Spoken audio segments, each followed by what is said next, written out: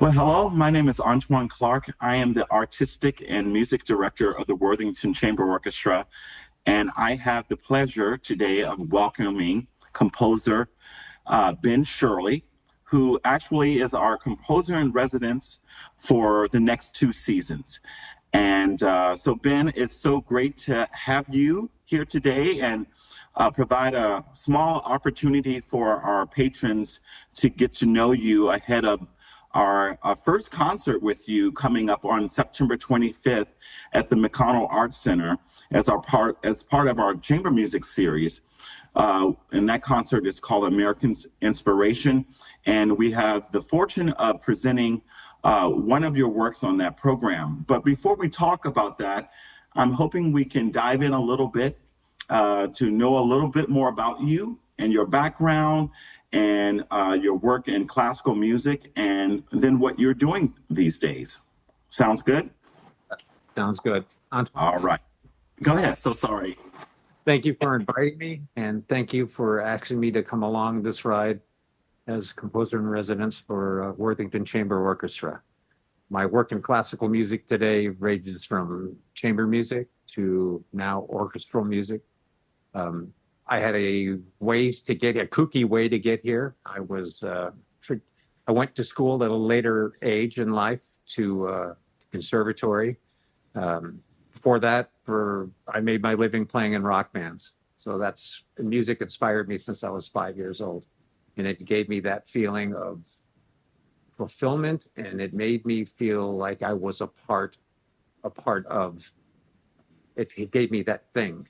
I think most musicians or art lovers or music lovers get that thing. For me, it gave me that thing. I started playing in bands and just in high school, cover bands and all that stuff. I started touring Holiday Inns when I was, at an early age, 16 years old. That's through Southwest Texas and New Mexico. And playing all covers, and it made me feel alive. I have a long, drawn-out story I'm going to try to condense of how I got here.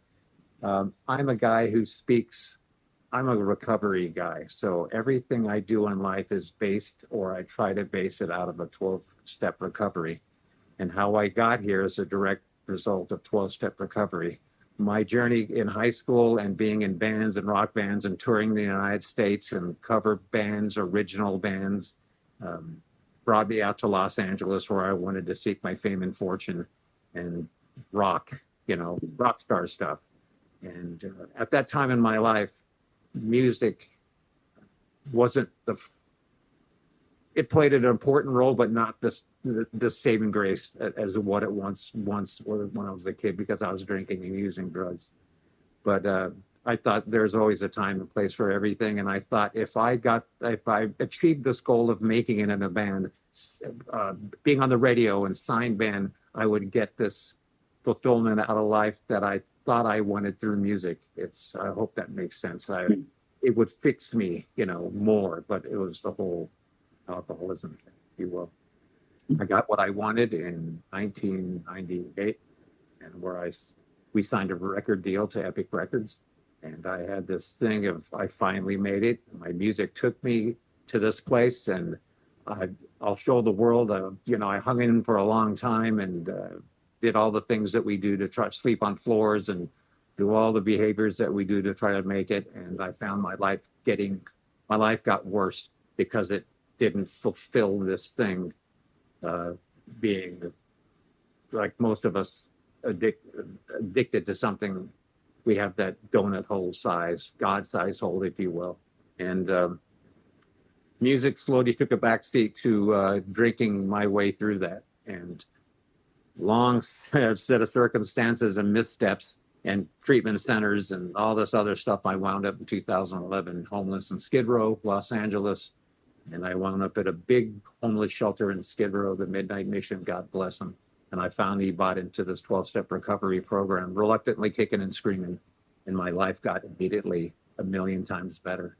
And 6 months at the Midnight Mission, I found if they give us a choice to go to school or get a job, I'm a D high school student because all I cared at that time was playing music.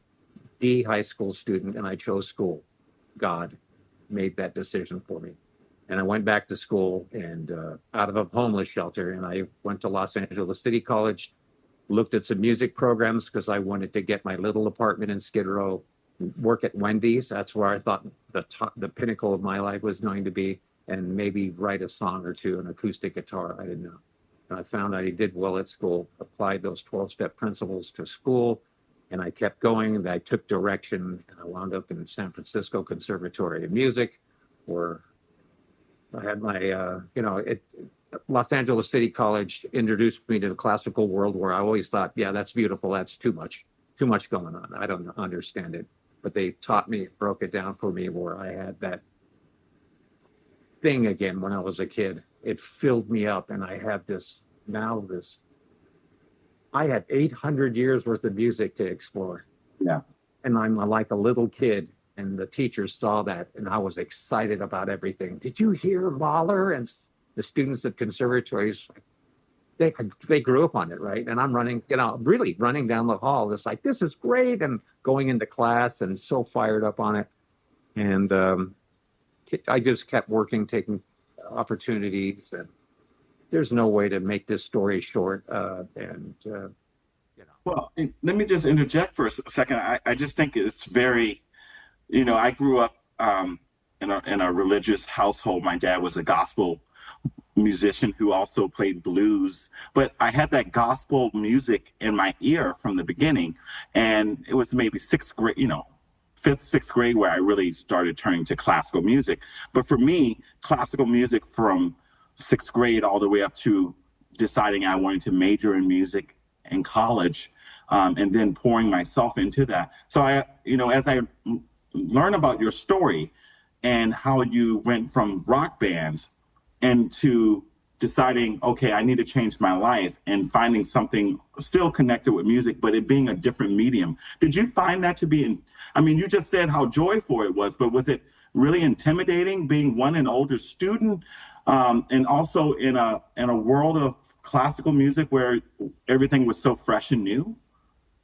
I didn't find it intimidating, strangely enough, because due to my life change, this old baggage that I was carrying around, this person who I thought I was with the tattoos and I'm a mean guy, just, it's all gone. So I didn't care about what anyone thought of me. My life took a turn from I'm alive, I'm saved, if you will, and I didn't care. So it freed me from all the cliques that, everyone's young. They're still figuring out. They have their cliques and whatever they're doing. I was sitting up front going, I don't know, help me. Yes, this is great. I'm on fire with it. I didn't think I would catch up. I'm still trying to play catch up, but everything is so new. Yeah, nothing of that was intimidating. Even when I went to conservatory where everyone knew all the music stuff, I had a world of experience. And some of the teachers want to do what I did in a different genre. So It's like, whatever.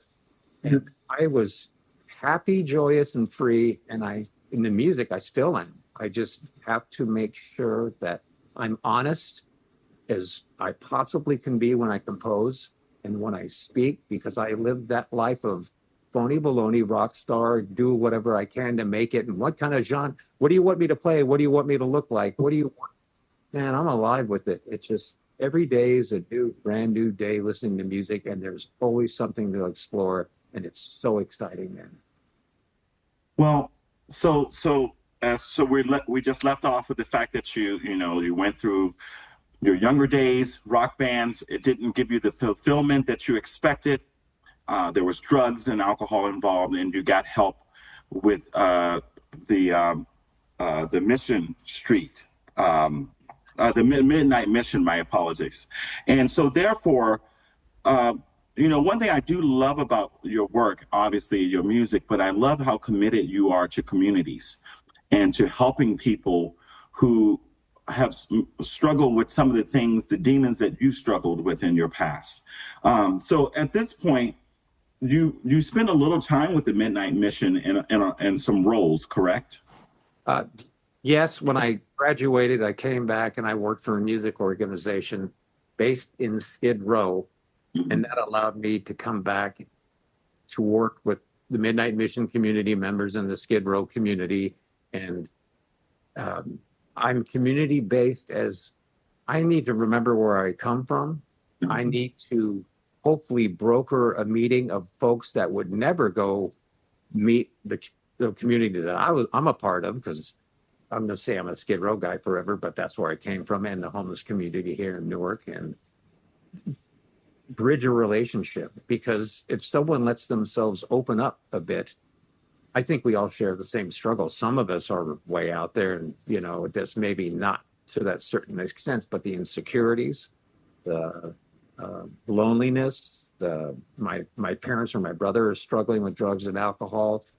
Um, I yeah, just the connection of you can find it there is, and I try to have that in my contracts where I need to be involved and the musicians need to be involved. So meeting you, you immediately went to the Worthington food pantry, right? Yes. Perfect. I mean, no, I thought this is kind of meant to be a thing that puts someone in my life, or I'm in someone's life, to where, well, this is natural. This is great. So I be involved in, and when I travel, I try to find the community shelters there and bring musicians in. Mm-hmm. Yeah, it's exciting. And who were some of the people you got to work with, specifically when you were doing the work with the Street Symphony, and then later, were there any other composers that kind of helped nurture you in your process?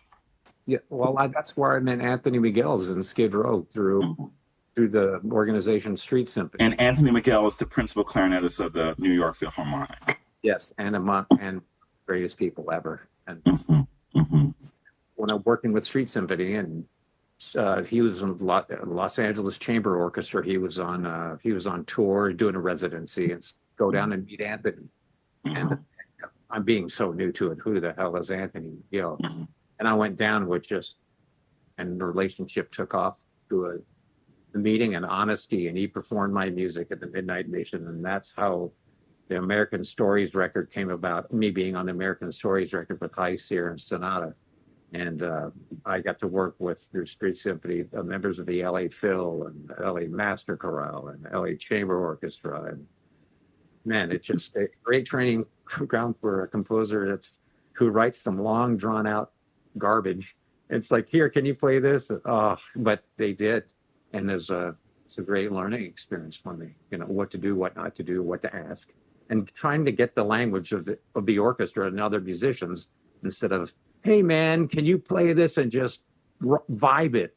No one wants to hear that. So there's a whole thing that I had to learn. So I learned about you in two ways. One was through Jennifer Hambrick, who works for WSU, who has interviewed you. And Jennifer is also on the board of the Worthington Chamber Orchestra. And several years ago, she told me about you and how great you were, your story and your music. And at the time, I think with her program called The American Sound on WOSU, she featured the Pacifica String Quartet and Anthony Miguel playing your High Sierra Sonata. And so immediately I bought the CD. And I just loved the music. And, you didn't know me, but I knew of you, and I knew that I wanted this collaboration to take place. And I guess I'll add really quickly, Anthony, also, I have a connection with Anthony. I studied at the Cincinnati Conservatory of Music. And while I was there for my master's, Anthony was associate principal of the Cincinnati Symphony. And so, I think that's really cool that we have this connection with this amazing musician. And I guess I should go ahead and drop a little bit of knowledge upon our listeners, and that you and I, along with Anthony, are working on a project. Let's put it like that. That will be in the second year of your residency. So I don't want to give it away all the way, but we'll just let them know that we're going to be working on a wonderful project with Anthony Miguel. And yeah, the small world. And Yeah. yeah, it's yeah, I'm excited. Had no idea how I'm going to be here in the whole thing. So, so you go back to school, you work with the Street Symphony and other people out there, Rena Ismail, for example, you meet Anthony Miguel, and then at some point you and your wife decide to leave the West Coast to come here to Ohio. Can you talk a little bit about that? I'll keep that short. My wife is from here. We met out in Los Angeles. Her father, my father-in-law, was sick, and she was going to come back here to take care of him. And in my old life, well, the girl's leaving. That's what happens. That's what always happens. So there's that. She's going to go back to Ohio, the Dust Bowl, and Flatland. That's my picture in my mind. And so I drove her out here during COVID. Los Angeles had turned into it's crazier than it ever was. Not a fan. And I came out here and I thought, wow, what? Wow. And I was born in Berlin, suburb, Stieglitz, right outside of Berlin, part of Berlin.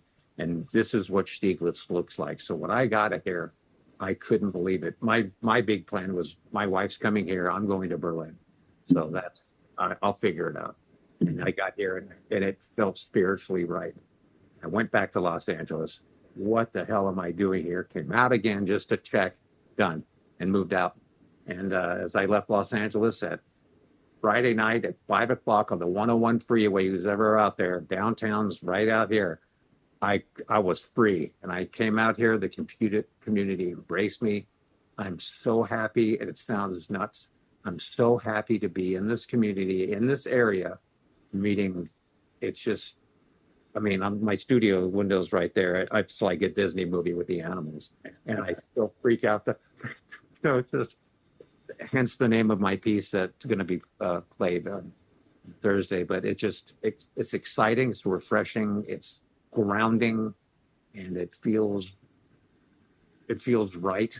And I don't want to live that life of being a phony baloney anymore. It just feels right.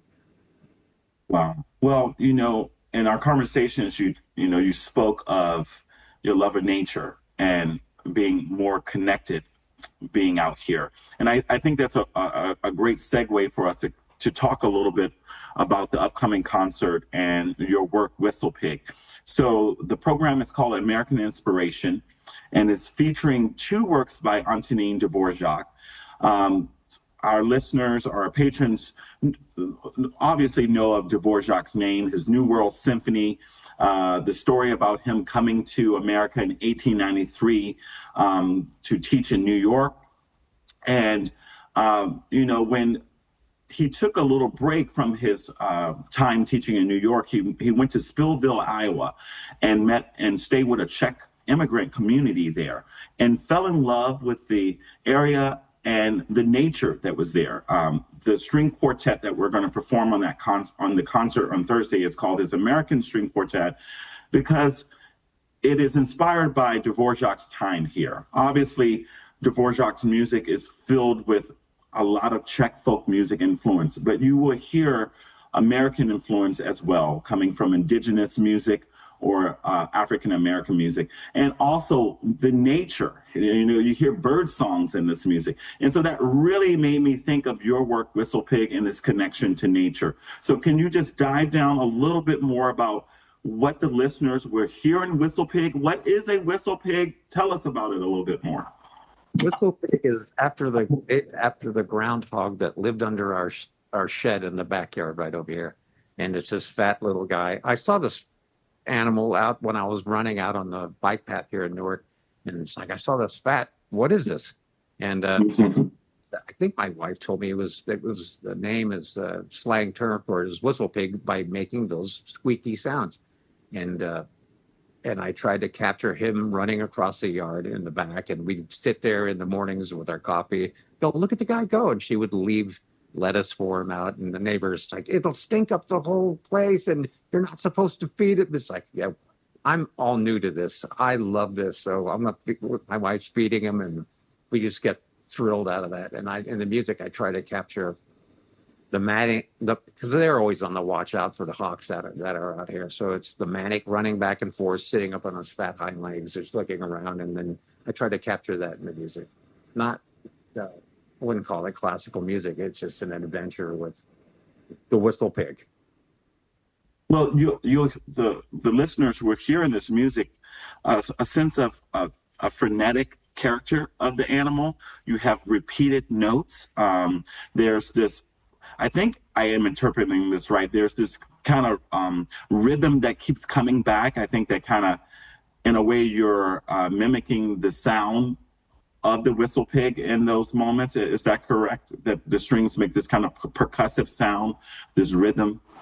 Yeah, just he would stop and do that same kind of, with that big butt, just kind of thing. And how do I make it, the pronounce, he would hop and then stop abruptly. And I was trying to mimic that to the best of my ability. And you can go down a rabbit hole and rewrite it 1,000 times, but I settled on that. And I thought it represented that well.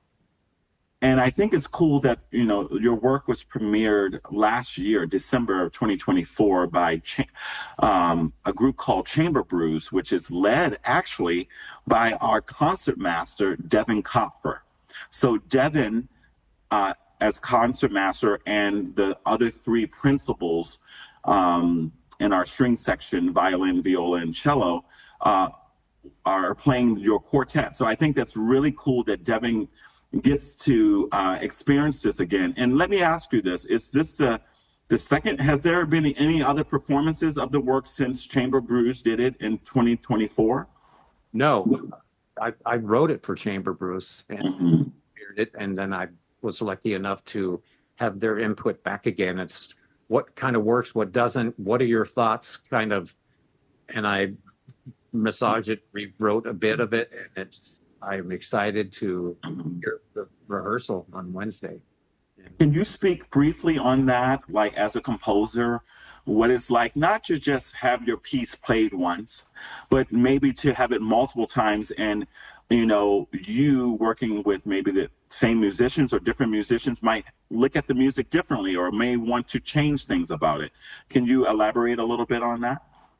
Well, yes, well, for me, it's always intimidating for me to send a violin excerpt and say, "Hey, is this playable?" Which, I have my charts out here. I'm not a violin player, and I've studied. I have my Adler here and all that, and it's getting to work with someone you trust, that that I have to still have some self-doubt, a lot of it, and they're not going to tell you that it stinks or walk you through it. It's awesome, and having my professor at Los Angeles City College is like, "Yeah, that's great. You have a premiere. Who's going to play it a second time?" That's where it's at. And and it stuck with me. And I'm getting it done a second time after working with the same musicians again. That's cool, because there's the relationship, there's the trust, I don't know if they think like this. It's like maybe they take it personal, like I take it personal. I live and die with my art, oh, my art. And they're not going to do that, but there's a relationship building, maybe the extra oomph, but care, if you will. So yeah, I'm excited for the whole thing. It's wonderful. I'm looking forward to it. And I'll just say that, we're going to perform another one of your chamber works in March of 2026. This work is called Big Pine Key, and you had written this work for Anthony McGill and his brother, Damari McGill, who is a flutist. And there's also a piano part, so it's a trio. And so we will be giving the first performance of that work. And then in April, you're writing a new work for string quartet and orchestra, which the Carpe Diem String Quartet will premiere with Worthington Chamber Orchestra. Can you give us any preview on either piece? Yes, I think I've narrowed it down to a title. I have two, which is nice. I had my idea. The original thought was, how do I describe the ship coming across the oceans with the immigrants and going to Ellis Island and And here we are in America. And as I was writing that, okay, that didn't take me there at all. So that's out. So I have a different way that it took me a different music took me a different way. I'm going to be with string quartet and orchestra. And I'm also going to play this thing right here, the machine and my keyboard here. And I'll have my laptop bringing that with piano sounds and I have samples that I'm creating, but not it's tastefully done with sparkles and spoken word. And it's, how do I put that all on the page? That's going to have to be an artwork thing. And how do I do this correctly and navigate with you? No click track. I mean, I don't want to press play and then stand back. And for me, I've seen that before. Great. You're playing to a loop and everything just, there's no, and it's all here. Right.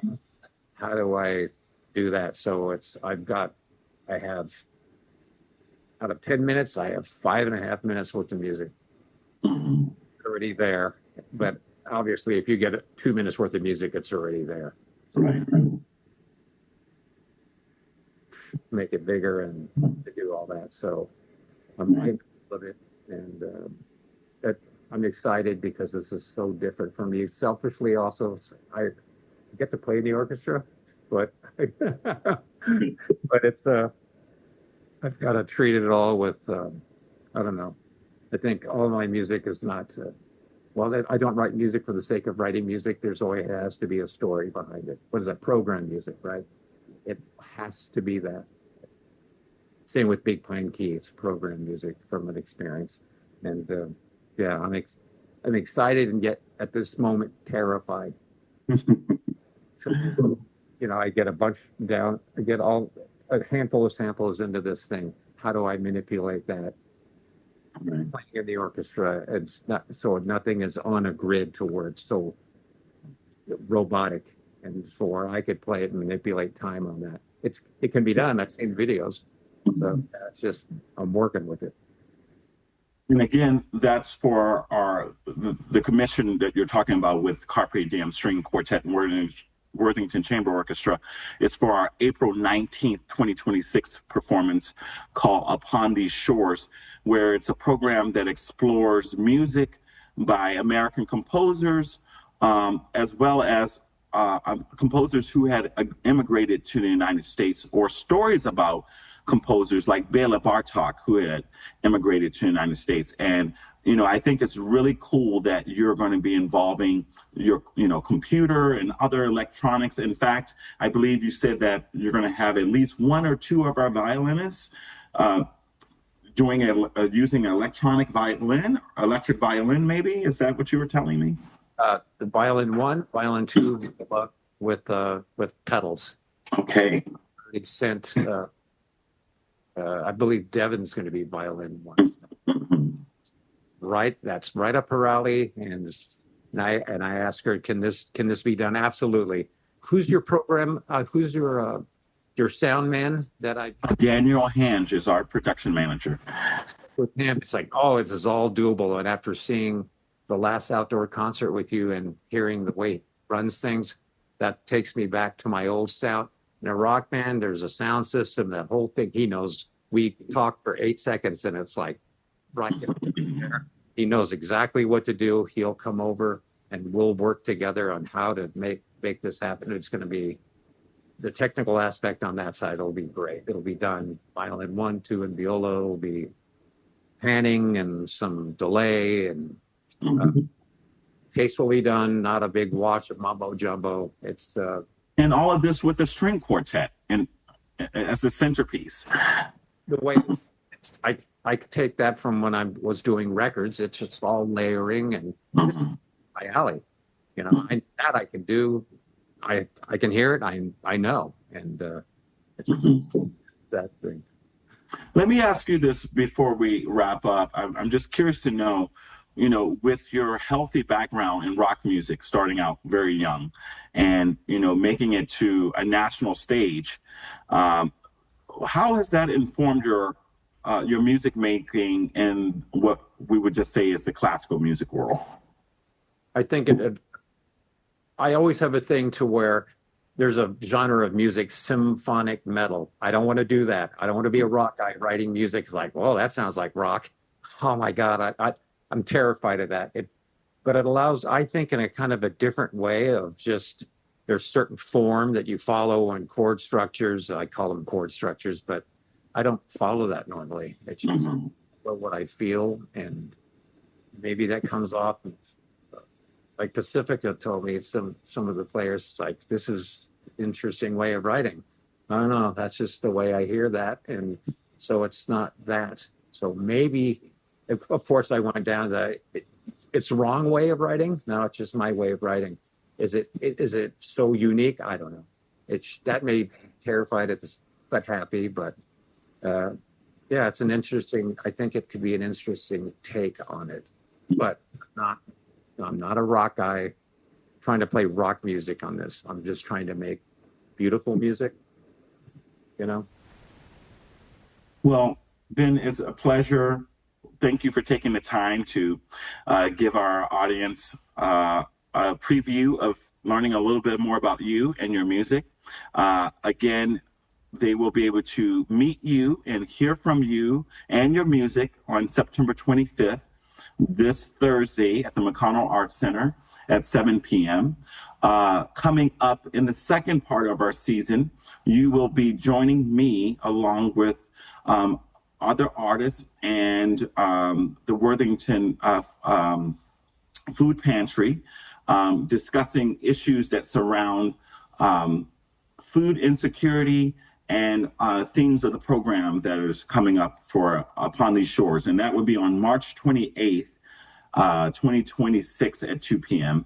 And then, of course, the concert where, I forget, we have your performance on March 25th, I think, for Big Pine Key for the trio, and then April 19th at 3 p.m. at the Worthington United Methodist Church, your string quartet for Carpe Diem and the Worthington Chamber Orchestra will be premiered with you performing from the computer, as well as our musicians doing different things that some of our audience members may not have experienced, but I know that you will do a great job with that medium. So thank you again for joining me, and I'm looking forward for the rest of the season with you. Thank you. I'm looking forward to meeting the Worthington community members and learning from them. Maybe we can all do a volunteer experience or an outing. And yes, yeah, I'm available to talk to anyone who's struggling. Yeah, this is going to be a great ride, Antoine. Thank you so much for having me on board. Thank you so much.